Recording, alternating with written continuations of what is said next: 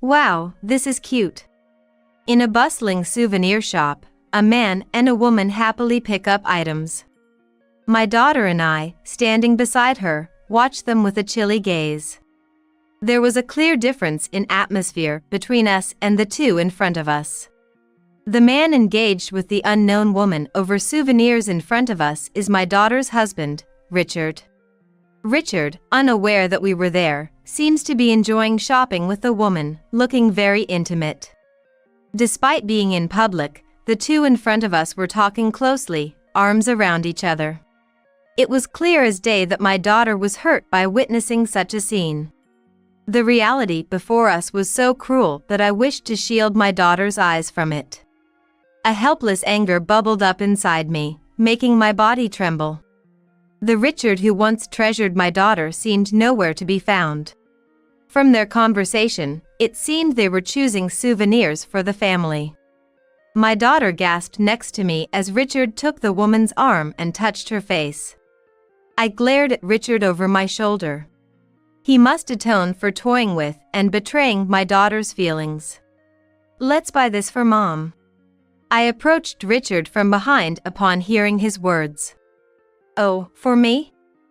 Thank you. I am Patricia. After marrying, I was blessed with a child named Linda, who grew up without any troubles. Linda married Richard, a man 3 years her senior whom she met in her tennis club, and now they live separately from us. Richard, my daughter's husband, has always been athletic since his student days, continuing his involvement in the tennis club for a long time. Perhaps because of his long involvement in sports, Richard has always valued hierarchy, treating my husband and me with great respect, a fresh memory. With his tall stature and large build, Richard initially seemed a bit intimidating. However, contrary to my expectations, he turned out to be very affable, and he would say his dimples were his charm point when he smiled. I still remember how openly he introduced himself and showed his friendly nature. He was always laughing, eating a lot, and loved to talk. Linda seemed very happy with Richard, and I felt completely reassured about her married life. The change became noticeable about a year after Linda's marriage. Both Linda and Richard had weekends off and usually spent them together. However, Linda started visiting our house more frequently on her days off. At first, I thought she came to see us, her parents, but since this was a new behavior, I felt a bit puzzled. Seeing Linda somewhat downcast, my parental instincts kicked in. Linda, you've been coming home a lot lately. Is everything okay with Richard? When I asked, Linda looked down and remained silent. We're having a bit of trouble with Richard's mother. Her words, barely above a whisper, caught me off guard. I had met Susan, Richard's mother, during a family dinner before their wedding and at the wedding itself, and didn't have a bad impression of her. Hearing that things were not going well, I felt increasingly uneasy. Listening more to Linda, it turned out that Susan lived within walking distance of Linda and Richard's place and often came over uninvited. She would nitpick Linda's housekeeping and cooking, leaving after making snide remarks. Initially, Linda took her advice to heart, but the frequency and escalation of Susan's comments gradually wore her down. Have you talked to Richard about this? Yes, but he doesn't take my side. It's been a bit draining. Linda's forced smile made my heart ache. Ever since they were dating, Richard had always turned to Susan for advice, and whenever he was unsure about something, he would seek her judgment. When Linda sought advice about her mother-in-law, Richard consistently sided with Susan, eventually even comparing Linda to Susan. Knowing this made Linda feel that discussing her issues was pointless, and lately, she had been bottling it all up. Time passed, and Linda didn't seem eager to return to Richard, leaving our house dejected. I felt sorry for her and wished there was something I could do. Then came Thanksgiving, when Richard and Linda were supposed to visit our home. Just past noon, our doorbell rang. When I opened the front door, there stood Linda and Richard right behind her. "Welcome. Must have been hot outside. Come in, come in. It's been a while. We're here to visit." As always, they were polite, but Richard seemed to have lost his usual charm, appearing somewhat distant. This change in Richard's demeanor made it clear that things weren't going well between him and Linda. Then, during a meal where my husband went to the bathroom and Linda stepped away to take a call from work, I found myself alone with Richard. Perhaps out of boredom, Richard was poking at the cake we had for dessert. Seizing the moment, I decided to ask Richard directly. "Lately, Linda has been visiting us quite often and seems a bit down. Do you know anything, Richard?" I deliberately avoided mentioning the mother-in-law issue, just to see Richard's reaction. Richard seemed to know what I was referring to. He looked uncomfortable and quickly averted his eyes. "No, not really sure. I've been so busy with work lately, I haven't had much time to spare." Richard's evasion of the topic only heightened my suspicion. I wanted to press further, but had to drop it as my husband returned shortly after. In front of us, Linda seemed to be trying hard to not worry us, putting on a brave face. Thanksgiving passed, and Linda's birthday was approaching. Before her marriage, we would celebrate with a family dinner or take a family trip on her day off. However, since she started dating Richard, he would take the day off to celebrate her birthday. After her birthday, Linda would always happily tell me about what Richard did for her and the gifts she received. The relationship between them during Thanksgiving didn't seem as happy as she portrayed. I hoped that Richard would take the day off for Linda's birthday this year too, and maybe their strained relationship would improve. Then, the day before Linda's birthday. Unfortunately, it had been raining since morning, and the forecast predicted rain all day. I hoped for clear weather for Linda's birthday tomorrow, wondering what Richard had planned for her as my husband and I discussed it. We had already picked out Linda's birthday gift and were just about to message her when the doorbell rang. At 8 p.m. It was unusual to have visitors at this time, and I couldn't shake off a bad feeling. Pushing aside my vague apprehension, I hesitantly opened the front door. There stood Linda, drenched from the rain. "Linda, what are you doing out there? You're soaked. Come in right now." I pulled her arm in a panic, forcing her inside. Linda looked like she was on the verge of tears, dripping water everywhere. My husband, coming from the back upon hearing my frantic voice, was also surprised to see Linda. I took a towel he brought over and draped it over Linda's head. Though it was hard to tell because of the rain, Linda was indeed crying, her shoulders shaking with sobs. As I gently wiped her head with the towel, I immediately suspected something had happened between her and Richard. After drying her off a bit, I urged Linda to take a bath, prioritizing warming her up over getting to the bottom of things. Linda obediently went to the bath, and 15 minutes later, she emerged into the living room with a calmer expression. Yet the reason for her tears lingered in my mind, stirring a sense of dread. "I'm sorry for worrying you. I rushed out and forgot my umbrella." "What happened? If you feel like you can talk about it, I'd like to help."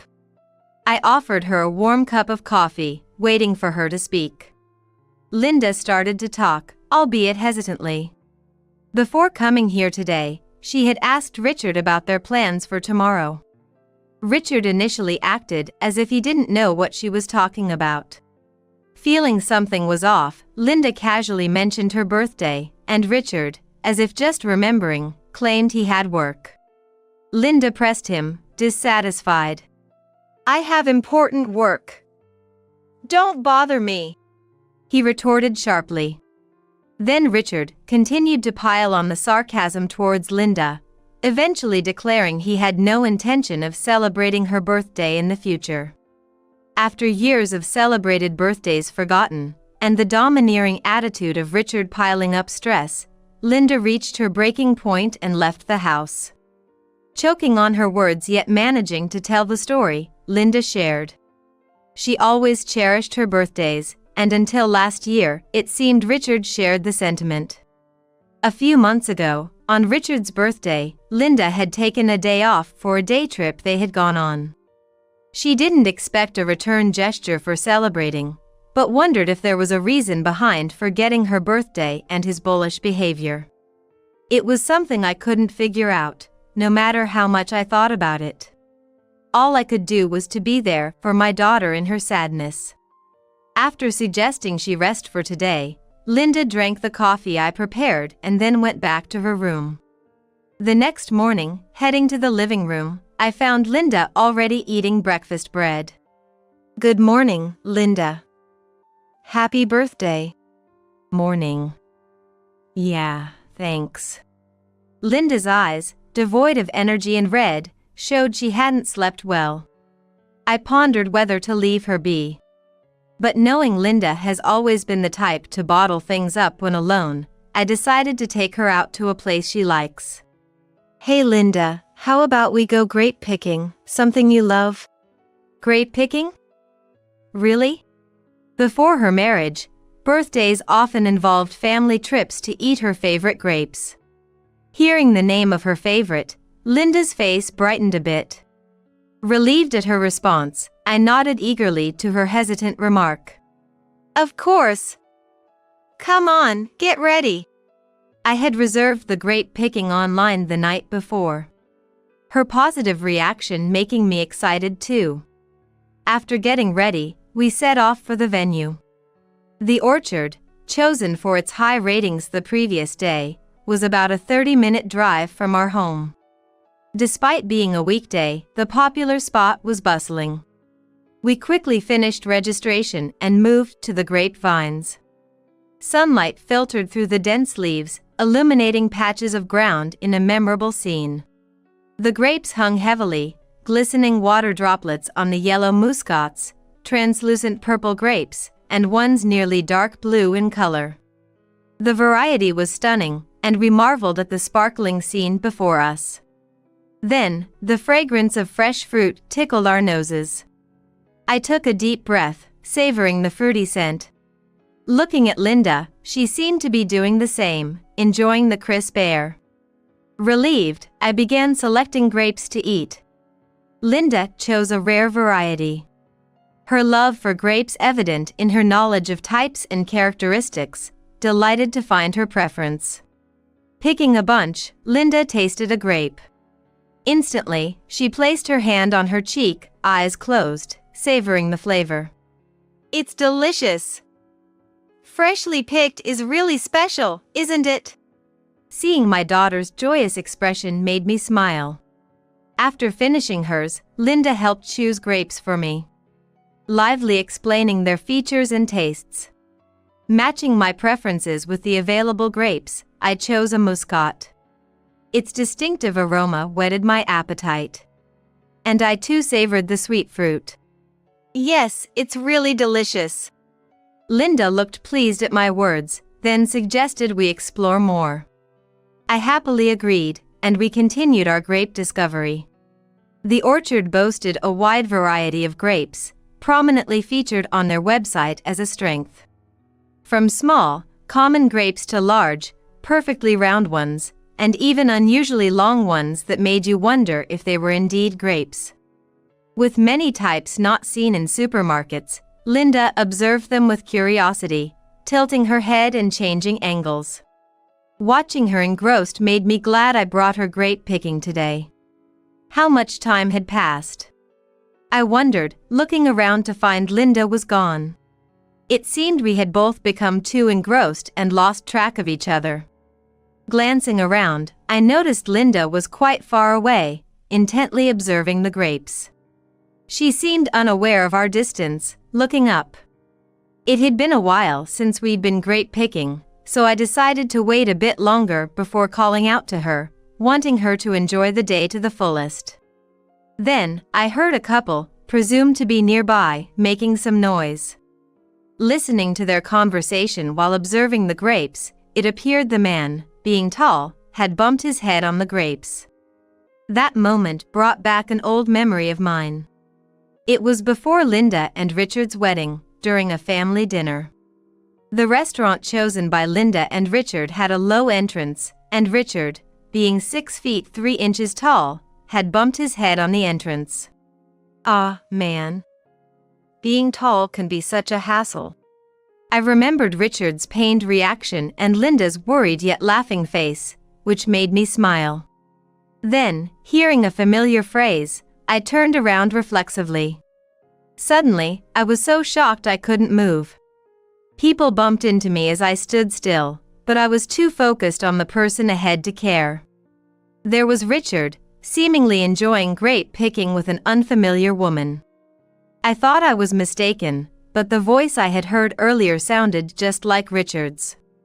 I hadn't considered Richard being here, so I didn't recognize him by voice alone, but seeing his face made it all too real. Sweat formed in my palm, clenched unconsciously. Richard hadn't noticed me, and I approached from behind, hoping not to be seen. I wanted to believe it wasn't Richard. But seeing the dimple on the man's smiling face dashed any faint hope I had. It reminded me of the day Richard, with a childlike smile, said it was his charm point, feeling as if his face was being erased from my memory. The woman next to Richard appeared to be 2 to 3 years younger than Linda, shorter, with about a foot's height difference between them. Her cute dress and trendy curly hair made her look even younger. Linda, being 5 feet 7 inches tall, didn't have much of a height difference with Richard.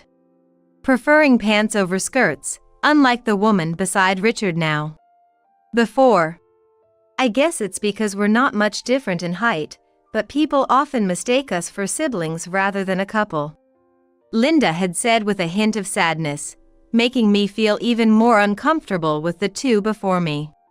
If I didn't know Richard, I might have thought they were a perfect couple. Everyone around probably thought they looked great together, given their cozy mood.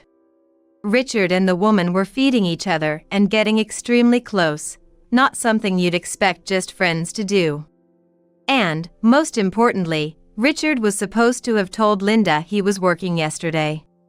I couldn't quite grasp the situation and just stared at Richard and the woman. Then, Richard leaned in and kissed the woman. I shuddered at the moment.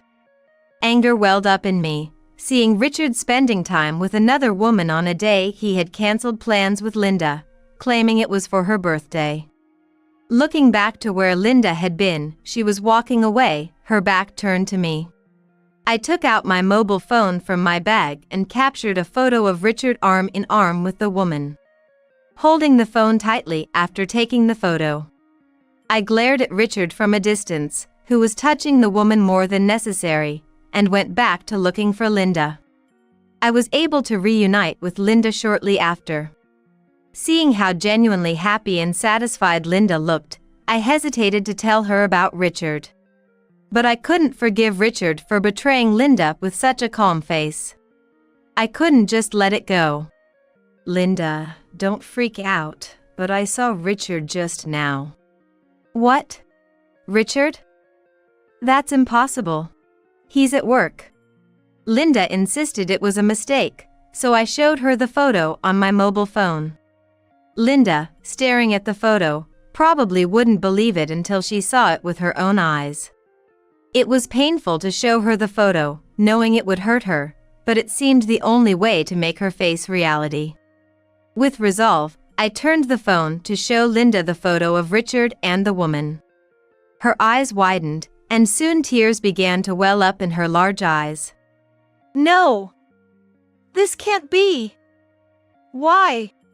A silence enveloped us, unimaginable amidst the bustling orchard. I supported the listless Linda to a quieter spot and we sat down on a bench. I wasn't sure whether to tell you, but I'm sorry. Especially today, on your birthday. It's okay. I'm glad you told me. I've been feeling something was off lately. Linda seemed to calm down a bit, her emotions shifting from shock to anger. I want to know if it's really an affair. let's go find out. Despite the confusion, Linda stood up from the bench with determination. I was worried, but if we missed this chance, Richard might talk his way out of it. Without hesitation, I followed Linda, who started walking briskly. I led Linda to where I had last seen Richard, but he was no longer there. Maybe he had already left. Looking around, I spotted Richard and the woman inside a souvenir shop. I quickly informed Linda, and we entered the shop. Richard and the woman were picking up grape keychains, talking about something. We got close enough to hear their conversation. "Hey, this is cute. Let's buy it for my mom." "Right, Betty?" Yeah, really cute. She'll love it. Linda and I exchanged looks, our anger apparent. Before Linda could speak, I approached Richard and the woman from behind and addressed them. "Wow, getting such a cute gift, are we?" "Thank you." Richard and the woman, absorbed in their own world, jumped when I spoke. Richard turned around, saw me, and held his breath. Obviously, from the woman's perspective, I was just a stranger speaking to them. Richard tried to escape, but froze when he saw Linda behind me. "Nice to meet you. I'm Richard's wife." Linda smiled, but her eyes were not smiling. "I'm this child's mother." "That makes me Richard's mother-in-law."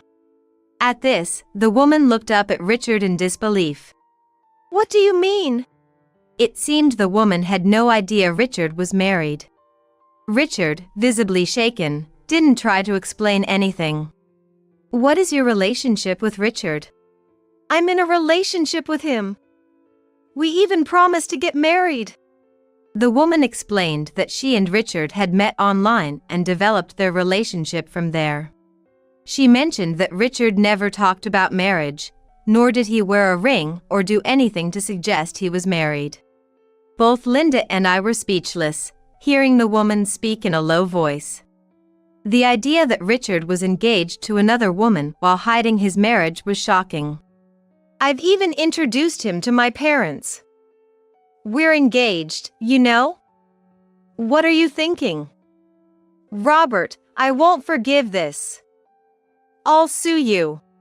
The woman, more upset with Richard than either of us, raised her voice, echoing throughout the store. Gradually, more people started to pay attention to us, creating a spectacle in part of the space. Richard, so the work was a lie too. Having an affair. Linda muttered to Richard, which caused the woman, who had been confronting him, to turn towards Linda and start apologizing profusely. I'm so sorry. I had no idea. How can I even apologize? The woman looked like she was about to cry, her eyebrows furrowed in distress. While there was anger towards the woman for laughing with Richard, unknowing of Linda's pain, it became clear she truly knew nothing of the situation. The woman continued to apologize to Linda, and I began to feel sorry for her, realizing she was also deceived. Her sincere reaction made it evident she was a reasonable person. No, you're a victim too. Linda, though visibly confused, seemed to think it wrong to direct her anger at the woman who had been kept in the dark. Linda implied she wasn't angry at the woman, but the woman, panicking slightly, didn't seem to catch Linda's intention.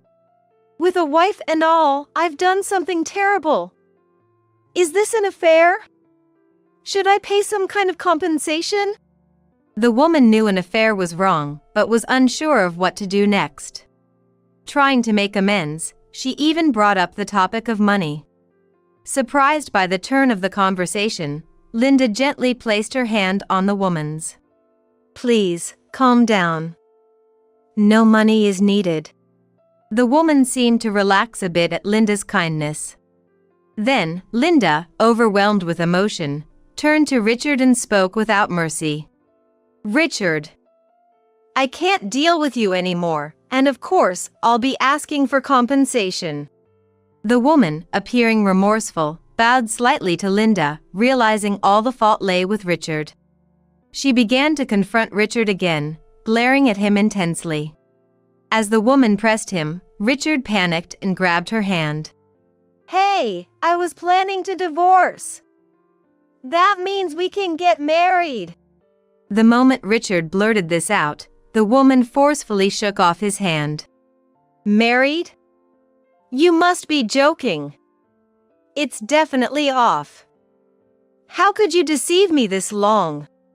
Richard, stunned by her reaction, then turned to Linda. I'm sorry. I've been out of my mind. Won't you give me another chance?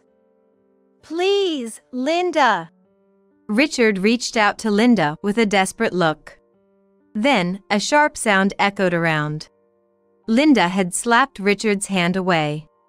How can you say something so convenient? Divorce is the only option. I was foolish to trust you. Shocked by the rejection, Richard staggered and then became motionless, standing in an awkward pose. The other customers, having witnessed the entire scene, whispered about Richard. Linda received sympathetic looks, while Richard was met with pity and disdainful glances. Eventually, the woman gave us a slight nod and left. Richard collapsed to the floor as if drained of all strength. Neither Linda nor I, nor anyone else around, offered him a hand. After a while, a staff member approached Richard, telling him he was causing a disturbance. Still, Richard remained unresponsive. Reluctantly, a male staff member helped Richard up and dragged him to the office. The sight of an adult being led away like that was undignified, eliciting scornful laughs from the onlookers. We watched Richard with cold eyes and left the orchard behind us. Afterward, Richard ended up paying compensation to both Linda and the other woman, and somehow agreed to the divorce with Linda. Richard must have been struggling financially because of the compensation to both Linda and the affair partner, but that was none of our concern. Finally, the divorce was settled, and just when I was feeling relieved, Susan showed up at my house. Knowing Linda was there, as soon as Linda opened the door, Susan began yelling furiously. What do you mean by this? A divorce? I suppose you're the cause of all this? It seemed Susan was trying to shift the blame onto Linda. She continued ranting about how her son was the victim and how Linda was being unreasonable. After venting, Susan was out of breath. Then, Linda, with a firm stance, addressed Susan. If you have complaints, direct them to your son who had the affair. Please stop making baseless accusations. If you continue to cause a scene, I'll call the police. Backing Linda up, I warned Susan as well, and she seemed surprised by Linda's reaction. She probably expected Linda to be submissive as she had been during her marriage. I might have tolerated it during our marriage, but I won't be bullied by your harassment anymore. Linda's strong words left Susan visibly more shocked. Overwhelmed by our assertiveness, Susan awkwardly left. Later, we heard from mutual acquaintances of Linda and Richard that Richard had to quit his job. Apparently, a colleague from the same company as Richard had been present at the grape picking incident. The colleague shared what he witnessed with others at the company, and soon the story spread. The rumor reached the ears of Richard's boss and the company president, who, known for valuing family, reprimanded Richard harshly. Being scolded was one thing, but the rumors within the company didn't fade away. Richard became labeled as the man who took a day off for his wife's birthday to go grape picking with his affair partner. Moreover, the scene of him being dragged away by a staff member also spread within the company, changing how colleagues viewed him. Richard, once serious with prospects for promotion, found his position untenable and ultimately chose to resign.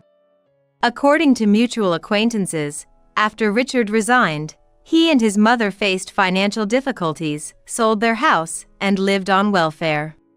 With Richard's father having passed away years before Richard married Linda, and with no job or assets, life was indeed tough for Richard and the elderly Susan. Linda and I felt no pity for them. It was a situation of their own making. Linda moved back to her parents' house within a month of the divorce, initially appearing as if her spirit had been drained. The divorce went through smoothly, but Linda's sorrow from being betrayed by someone she loved was unimaginable. Considering Linda's state, feeling sympathy for Richard was impossible. My husband and I did our best to support and encourage Linda, who gradually began to regain her former brightness. Half a year after Linda's divorce, I was invited to a friend's house located near where Richard used to live. Knowing I was close to Richard's former residence made me hesitant. But I decided to go, thinking I could ignore any accidental encounter. I had a great time at my friend's house, and on my way home in the evening, I stumbled upon a soup kitchen in a park. Having never seen a soup kitchen around my house before, I was drawn to the unusual sight. Among the crowd, I spotted Richard and Susan. I did a double take, but it was unmistakably them. Wearing tattered clothes, their appearances were unkempt, and their faces were dirty. Richard looked lifeless and seemed much older than his years. Shaken by the drastic change, I paused momentarily but reminded myself that it was a consequence of their actions. I passed by Richard and Susan, who were emotionlessly eating at the soup kitchen, and headed home. Arriving home, I found Linda and my husband excitedly chatting in the living room. "I'm home. What's up? What are you guys talking about?" Mom, welcome back. We were just talking about the party I went to today. Time indeed heals, and Linda had slowly come to terms with her situation, now open to new beginnings. I contemplated sharing what I saw about Richard and Susan but ultimately decided against it. It was a chapter closed for us, and I didn't want to bring back unpleasant memories for Linda, who was trying to move forward. Seeing Linda talk animatedly about a man she met at the party, I sincerely hoped her smile would last forever.